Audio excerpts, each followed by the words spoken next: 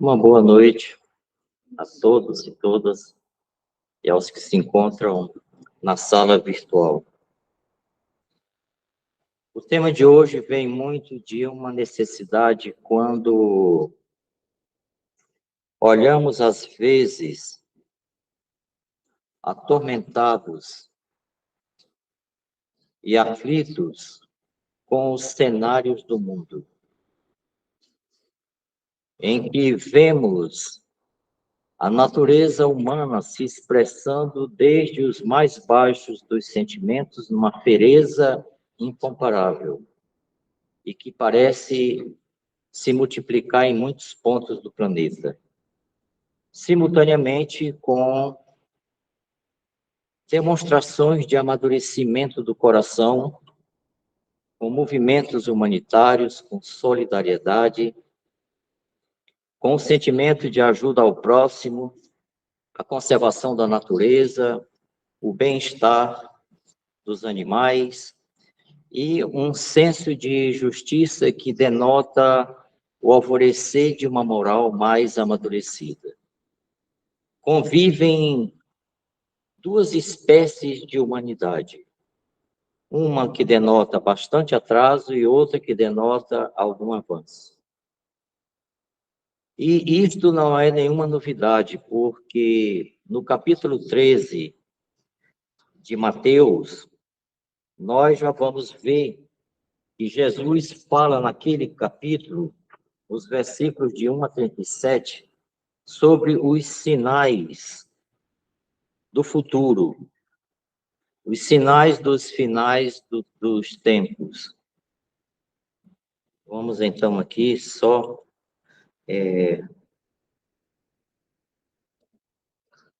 fazer a partilha aqui da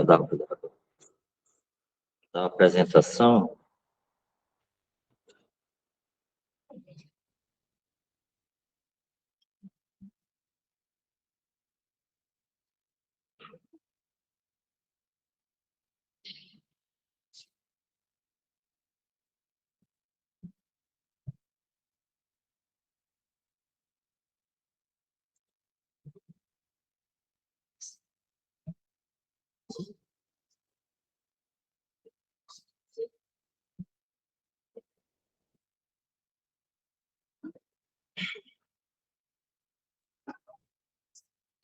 Não é um computador quântico, viu? Ele está trabalhando na velocidade máxima dos comandos que lhe foram passados.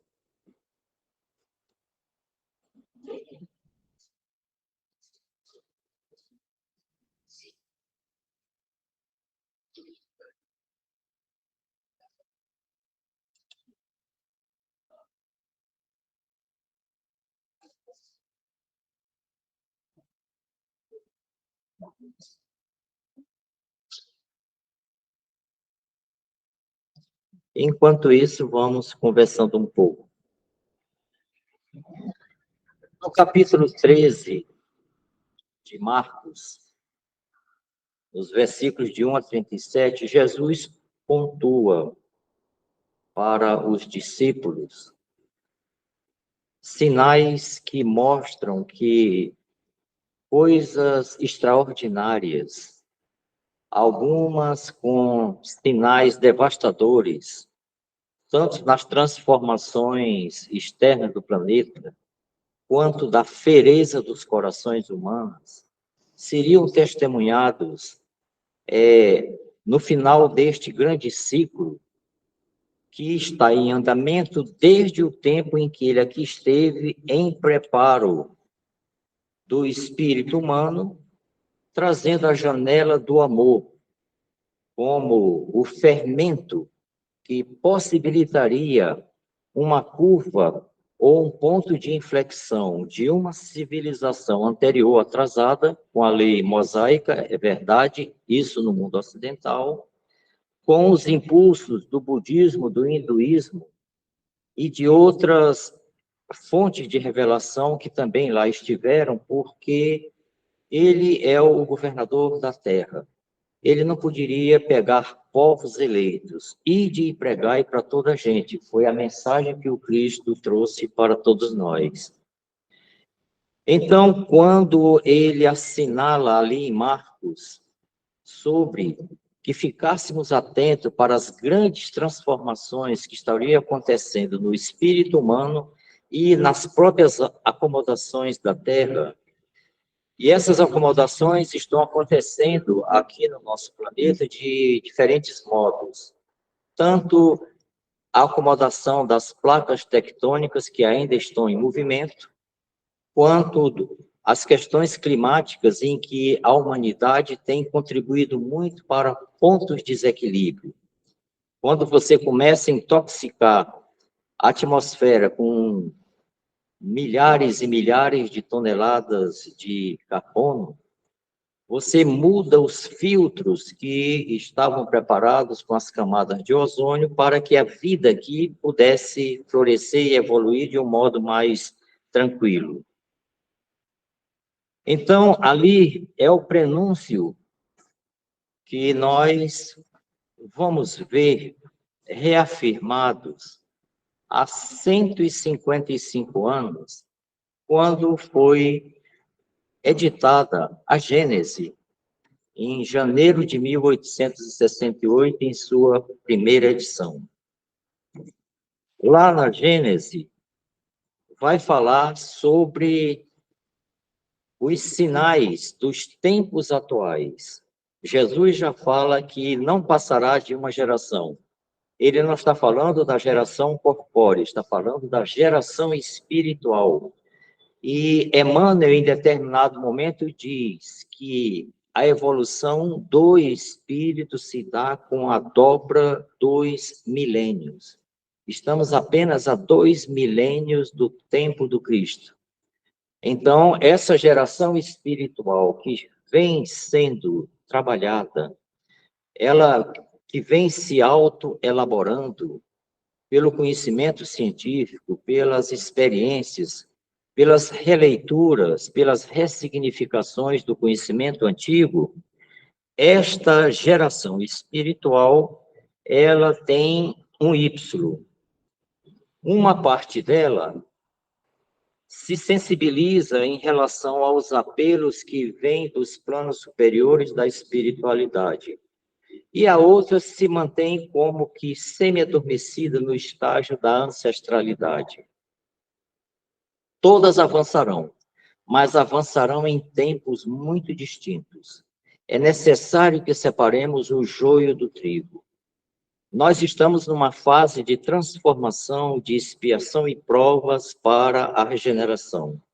Na regeneração, o espírito humano é mais inclinado ao bem.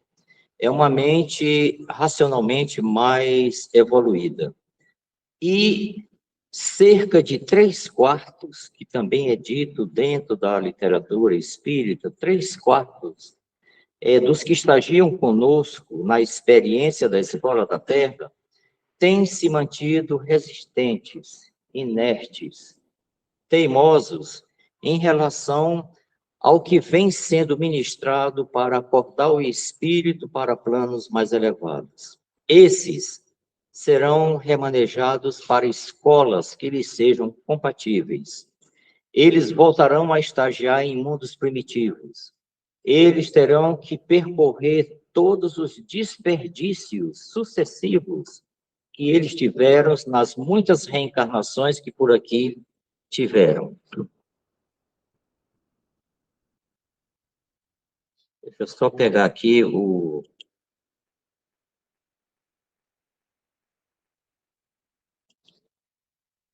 para poder colocar a apresentação, ela tem excertos dos trechos. Enquanto eu falo, vocês podem fazer a varredura e formar também a cognição de vocês com a leitura direta da fonte que nós estamos observando como referência bibliográfica.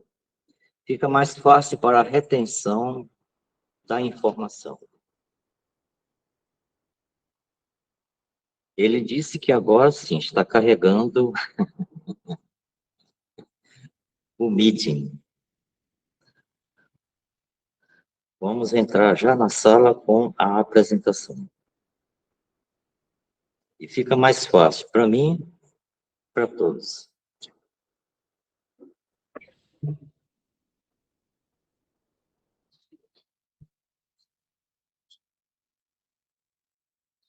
Existem coisas que a racionalidade e o empreendedorismo e o trabalho humano são capazes de lidar, tratar, equacionar e obter produtos eficientes e positivos.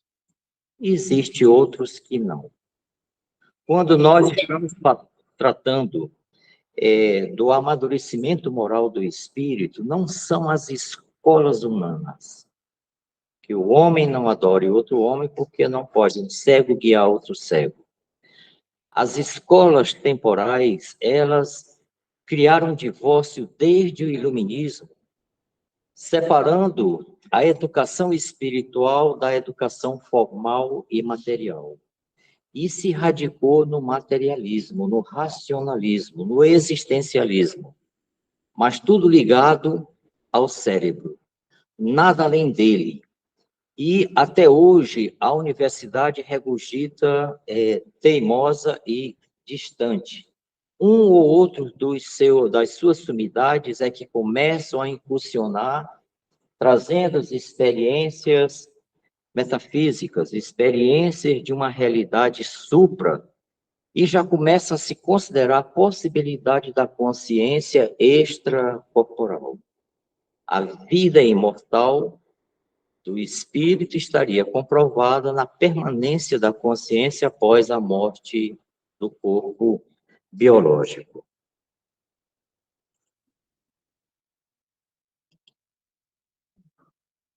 Demora, mas chega. Então, quando estamos estudando num painel a necessidade da oração, nós estamos preocupados em colocar níveis vibracionais que permitem à consciência manejar energias e forças que estão disponíveis no cósmicos em diferentes frequências e a racionalidade por si mesma não é capaz de tocar. Aí nós temos os sentimentos, nós temos as intuições, nós criamos campos de ligação com mentes mais avançadas, incorpóreas dos mundos espirituais e podemos manejar forças extraordinárias na cura do físico, no apaziguamento das tormentas mentais, do entendimento entre os divergentes e os diferentes, em que a oração faz com que nós, como se fosse num mero exercício de harmonização, colocássemos o nosso poder espiritual para estar em relação com esses conteúdos superiores da vida. Mas, para isso, a primeira coisa que eu tenho que começar a trabalhar é a redução dos aspectos egóicos que teimam em permanecer no meu campo de decisões e de sentimentos. É o meu eu atrasado ainda. O self que está se levantando aos poucos, trazendo as primeiras claridades, esse ainda não é manejado de uma maneira consciente. Ainda não conquistamos o suficiente para estarmos nesses estágios mais elevados. A oração faz isso, com o requisito da humildade e da fé. A humildade e a fé. O sábio e o ignorante, quando animados pela humildade do coração e o desejo de realizar o bem, operam estas forças pela interconexão com os mundos mais elevados do mesmo modo.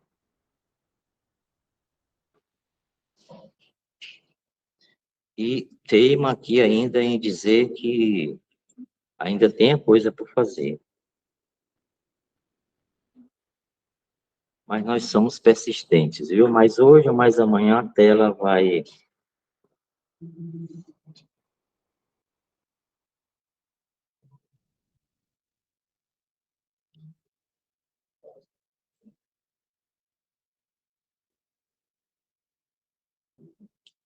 Eu só estou me detendo um pouco para mostrar essa apresentação, porque vai enriquecer mais as ideias que nós desejamos transmitir nos 30 e poucos minutos disponíveis.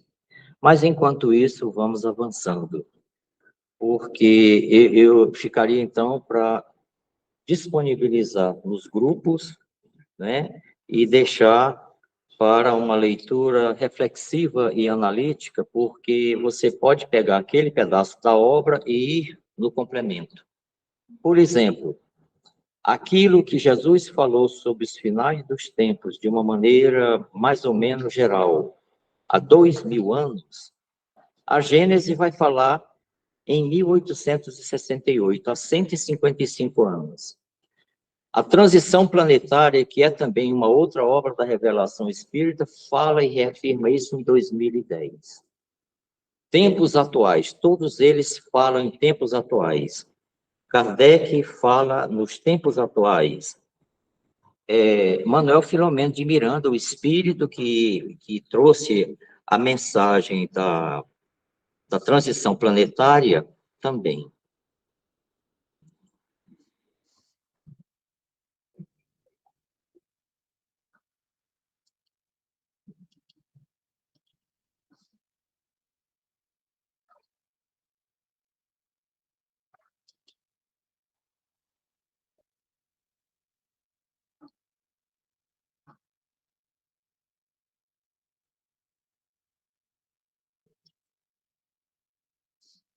Finalmente.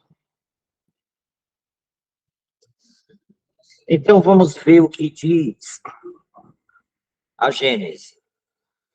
Para que os homens sejam felizes na terra, é preciso que a terra esteja ocupada por corações de boa vontade, homens e mulheres mais amadurecidos. Aqueles que extraíram das experiências das sucessivas reencarnações um quanto mínimo. É o que eles chamam de os completistas, que a escola humana repete tudo aquilo que nós vimos na espiritualidade, aqueles que estão pelo menos na média, né? Na avaliação escolar, passa de uma série para outra aquele que atingiu pelo menos a média. Na reencarnação, são chamados completistas. E os completistas que fizeram isso com êxito do SS são os que caminham em linha reta. A gente tem conhecimento de que Jesus é um dos espíritos que sempre nas classes esteve com o SS, né? Mas nós outros não. Nós temos muitas coisas que deixamos de fazer, que fizemos de uma maneira incompleta e, pior, violamos a lei que já era do nosso conhecimento e fizemos de uma maneira de transgressão, de violação. Nós cometemos, ao longo das nossas escolas, escolhas infelizes, atos que redundaram em prejuízos a nós mesmos e ao próximo. E ninguém fica que não tenha que passar pelos necessários reparos. Aqueles que passaram pelos reparos durante o tempo da experiência que esta escola está se preparando para uma fase seguinte, que é da regeneração, esses estarão aqui. Eles serão dignos do planeta em transformação. Mas os outros serão excluídos, vistos que, se assim não fosse, lhe ocasionariam de novo perturbação e confusão.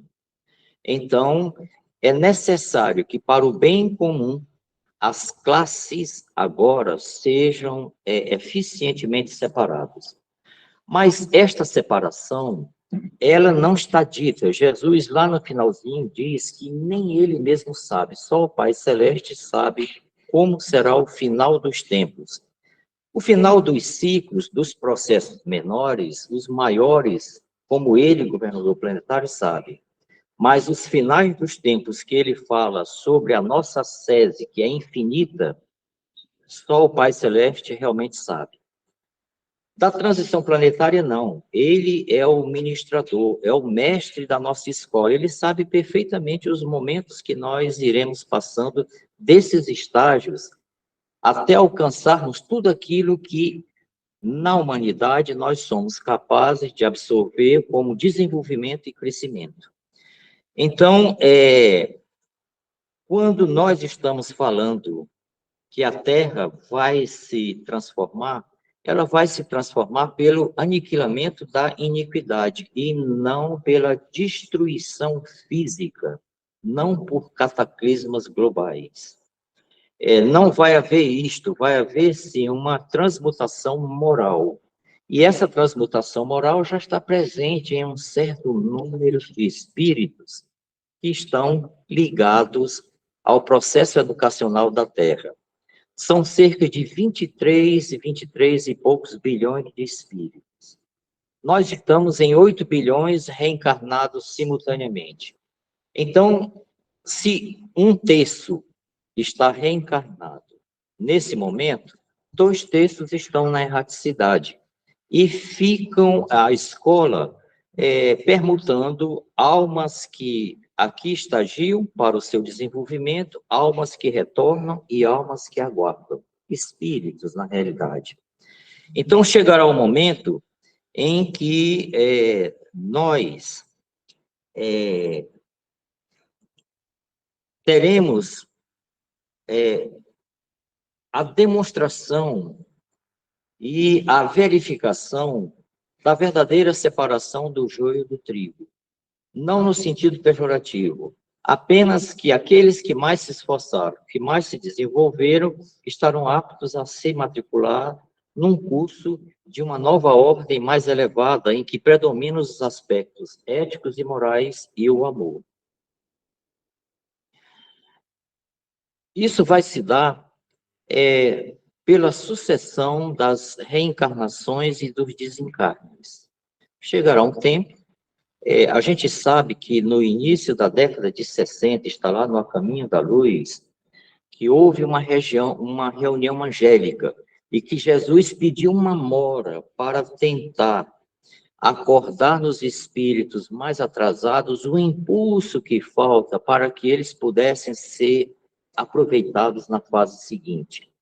Na escola humana, existia, há muitos anos atrás, um período de recuperação. Você chegava no final do ano, aí tinha chance de recuperar determinados números de matéria, 2 ou 3 matérias. Você iria para uma reciclagem e, se passasse nesse período de reciclagem com esforços adicionais, seria aprovado para a série seguinte.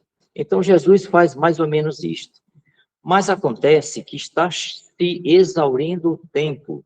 E esses espíritos que continuam recrudescidos, estacionados no seu padrão vibracional inferiorizado, eles terão que ser levados para novas induções de despertamento, que não será mais aqui na Terra. E já em 1868 diz, a época atual, isso aqui está no item 28 do capítulo 13º, 18º, se eu não me engano, né? Capítulo 18º. A época atual é de transição. Os elementos das duas gerações se confundem. Estão conosco uns que estão ligeiramente mais elevados e os que estão ainda mais à retaguarda. Colocados no ponto intermediário, assistimos a partida de uma geração e a chegada de outra, já se assinalando cada uma no mundo pelas características que lhes são peculiares. Todos nós temos um núcleo comum interno, que esse núcleo comum, ele está presente em todas as nossas manifestações relativas de traços da personalidade. Cada reencarnação você tem traços característicos da sua personalidade. Mas existe um tronco comum chamado de memórias inatas, que é o cerne da sua personalidade. Tendências, inspirações, habilidades, gostos e preferências, como também traços marcantes do caráter do indivíduo, que estão ali e o identificam. E assim, é o que ele disse, você vê a chegada de mentes muito mais hábeis e mentes com sensibilidade que você se surpreende já desde os pequenos. E aquele outro que no vulgo a gente diz, é uma carnezinha de pescoço, desde pequeno você vê que o pequeno é rebelde, ele é é cheio de trancos, ele é um pouco mais trabalhoso, um é mais receptivo para todas as induções que digam respeito ao desenvolvimento e educação, e outros são mais resistentes. Então, algumas características não é para a gente julgar e chegar lá e dizer, olha, esse aqui é um cristal, esse aqui é um chumbinho. Não é neste sentido. É que isso está presente e a gente vê dentro da realidade humana. A gente vê pessoas que fizeram o que fizeram em Blumenau, que acabaram de fazer nos Estados Unidos, agora mesmo em Goiânia. Então, existem criaturas que aparentemente, fisicamente estão boas, mas mental e espiritualmente enfermos. E são capazes de fazer atrocidades que destoam, que estão fora do nosso tempo. Algumas coisas no período das tribos, de 6.000 anos, até que a gente poderia entender determinados comportamentos, mas de 10.000 a 6.000 anos atrás, para repetir hoje, é uma coisa completamente distoante. Aqui nós estamos vendo no Transição Planetária. No prefácio do livro, o espírito Manuel Filomeno faz uma pequena aquarela do que ele vai desenvolver no todo do livro. E ele aqui novamente repete aquilo que a gente acabou de ver na Gênesis, que existe sim uma grande transição que está em movimento. As alterações que se observam são de natureza moral, convidando o ser humano à mudança. E a gente tem que lembrar que tinha acabado de acontecer o tsunami na Indonésia e em vários países ali, daquele ciclo em que mais de 270 mil pessoas desencarnaram praticamente simultâneas. Então, quando o Manuel Filomeno está se preparando com as equipes para vir em socorro, ele analisa o que está acontecendo que tornou possível aquele desencarne coletivo. Aquilo ali são pequenos tecidos de cirurgias coletivas que vão acontecer aqui e ali, a par daquelas que a própria humanidade faz de uma forma perversa, como nas guerras, né? Como no disparo de artefatos que destroem e matam a muitos, né? Essa transformação que vem anunciada por Jesus, reafirmada na Gênesis e em várias outras filosofias, está íncita no processo de evolução. O calendário está sendo cumprido de acordo com os desígnios superiores. E é aqui que ele recorda, remete que já em Marcos, no capítulo 13, há 2.000 anos, já prenunciava esse grande processo de transformação. E ele vai se dar mediante reencarnações, etapa por etapa. Alguns estarão repetindo, outros não repetirão aqui, ficarão retidos. A gente lembra que existem espíritos que estão retidos em determinadas zonas espirituais há mais de 10.000 anos. A literatura já revela, existem seres que não podem estar junto a nós. Se eles aqui estivessem, Hitler seria uma criança do maternal. Eles seriam tão terríveis que não podem estar estagiando nos processos reencarnacionais. Não se preocupe quanto a isso, vocês irão pesquisar e vão ver parte dessa revelação que não tem o caráter pena de apelação. Não. A inteligência suprema, os desígnios que dizem respeito aos destinos das coletividades planetárias que é dirigido por Jesus, sabe de tudo isso. Não existe acaso, não existe nada fora da curva das leis naturais. É no erro e na correção, é no fazer e no refazer. É que a gente vê dois traços dominantes aqui na expressão humana. Ele vê a miúde o movimento dos bons. Quando alguém é vítima de uma circunstância aziaga, como aconteceu em Blumenau, todo mundo se levanta consternado, compungido, desejando auxiliar para minimizar as dores, principalmente dos pais, que estão, nesse momento, excruciados de tanto sofrimento, de tanto sem saber por quê e que passaram por aquilo. E isso nos toca de uma maneira muito profunda. Mas, ao mesmo tempo, nós vemos homens-bomba assassinando por ideologias, por fanatismo, de uma maneira covarde. que gozam uma bomba dentro de um recinto religioso, matando dezenas e centenas que não tem nada a ver com a ideologia cega e ilusória que ele está defendendo, mas utilizando processos que estão completamente ao largo da lei, né? Nós vemos movimentos de proteção aos animais que sensibilizam muitos segmentos da sociedade, e isso está correto. Mas, simultaneamente, vemos incontáveis pessoas indiferentes aos nossos irmãos moradores de rua. Ali tem alguns preguiçosos, ali tem alguns que são dementes, tem alguns que são viciados, que não encontraram forças e exauriram toda a força de uma família, a família não pôde mais com eles conviver e eles partiram então para as ruas. As situações são as mais diversas, mas 7.129 dessas pessoas, no último levantamento, moram aqui em Brasília, nessa condição. Nós não podemos estar indiferentes a esses irmãos, porque nem todos deram causa nesta reencarnação para aquele estado, mas com certeza estão também em processos educativos de momentos anteriores. Como não sabemos disso, para nós é defesa, nada a fazer. Nós temos, se sentimos, se temos o conhecimento superior, que a caridade, que a fraternidade, que o auxílio mútuo, que a cooperação são capazes de minorar e de amenizar, alguma coisa nós somos chamados a fazer.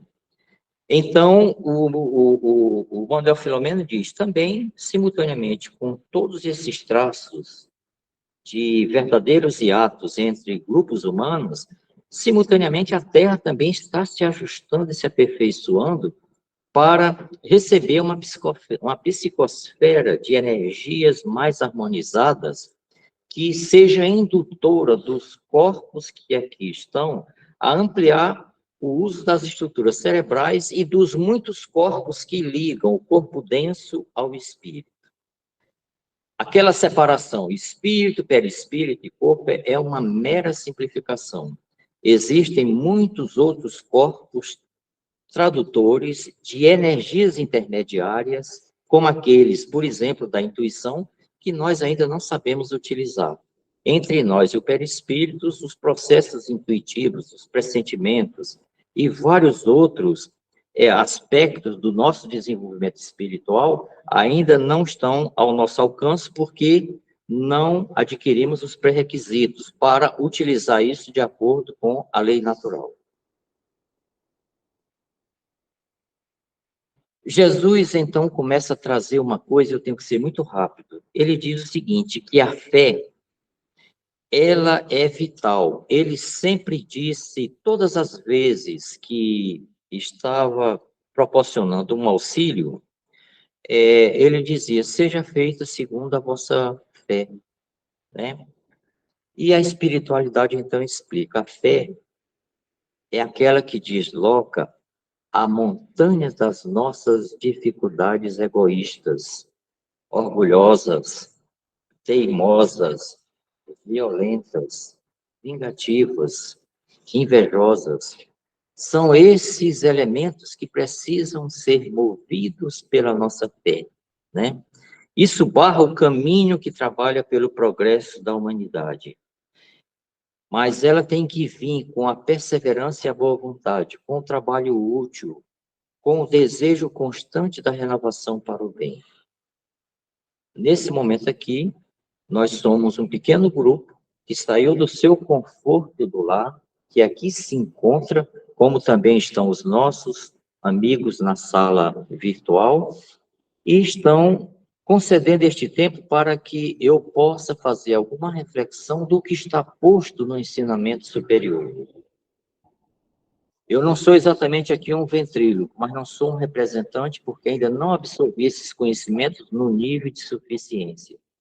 Sou também um aluno como vocês, desejando que isto um dia seja natural no meu mundo interno. Nós um dia conquistaremos isso.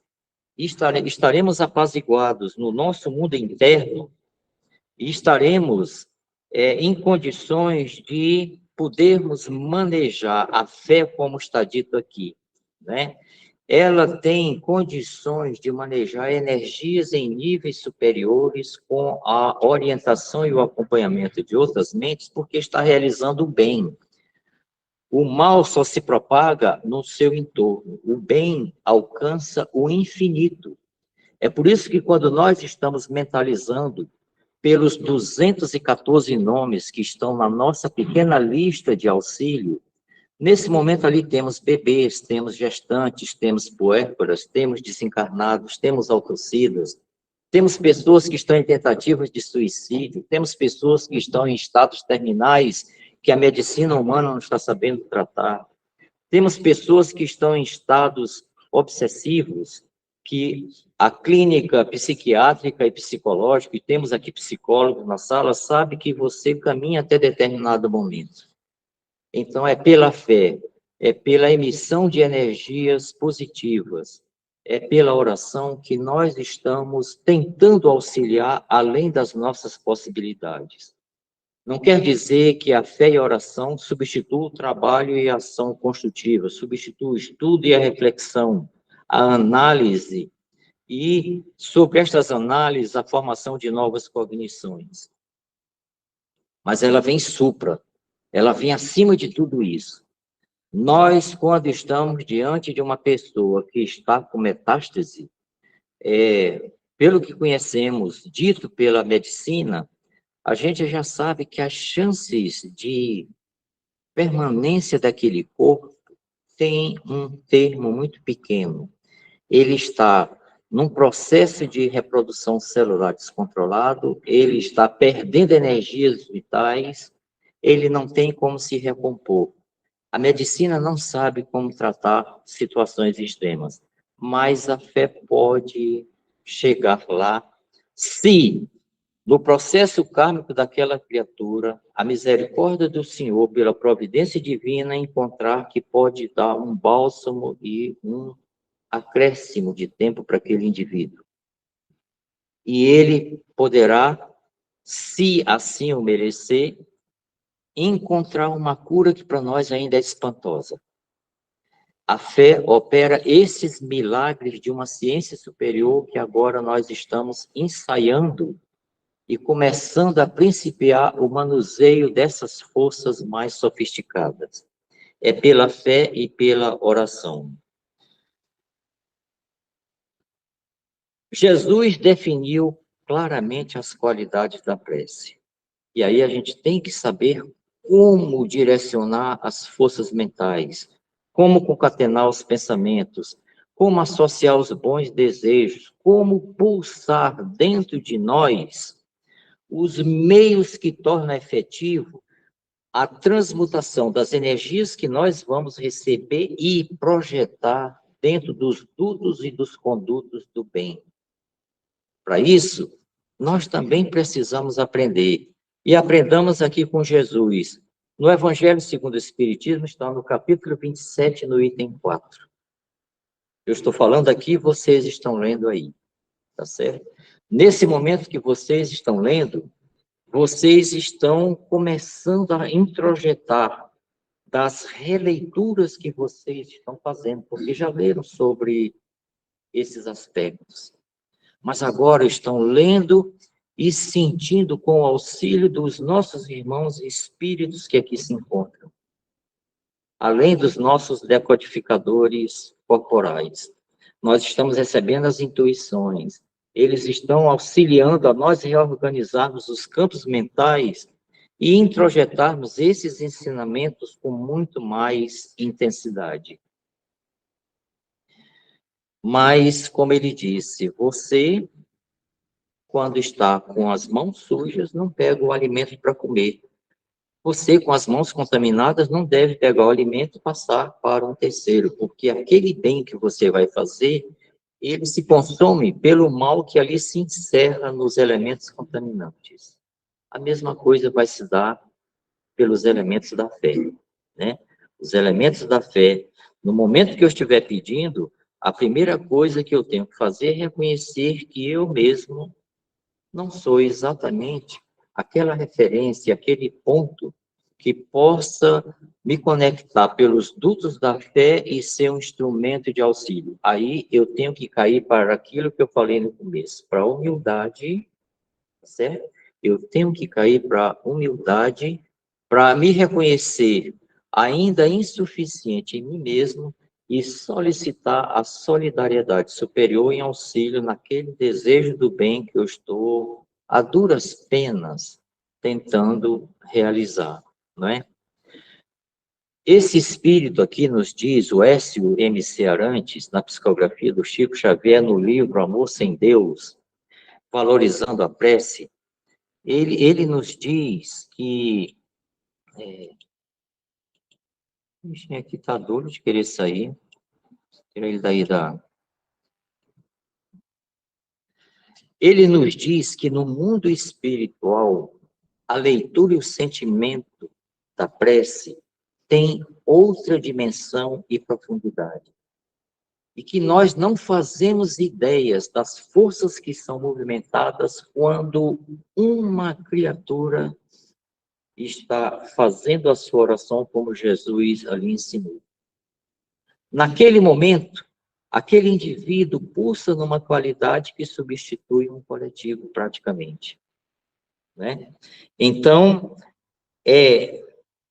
nesse modo aqui, mostrando a argumentação sólida sobre a ação e eficácia da prece, que está no capítulo 19, no capítulo 19 não, está